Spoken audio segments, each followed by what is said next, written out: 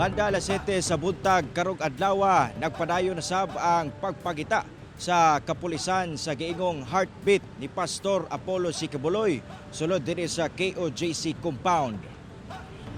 Sa gihimong operasyon sa kapulisan nato karong adlaw, ang una nilang gisulod ang KOJC Cathedral kung asa ila gituhuang adunay underground bunker nga posibleng gitaguan sa ni Pastor Apollo Kibuloy. Kini na ang ikalawang adlaw kung asa nagpadayong gipakita sa kapulisan ang maong pastor sulod sa Kingdom of Jesus Christ compound. Samtang pasado alas 12 sa udto nakasulod ang GMA Regional TV 1 Mindanao sa compound sa KOJC subay na sab sa ilang pagtugot.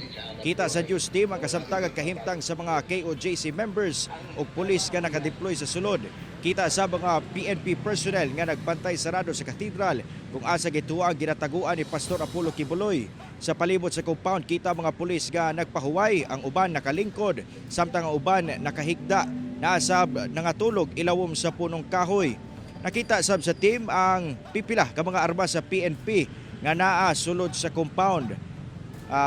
Taliwas kini no sa giigon ni Pangulong Ferdinand Bongbong Marcos Jr. gawalay armas ang PNP sulod sa compound sa KOJC.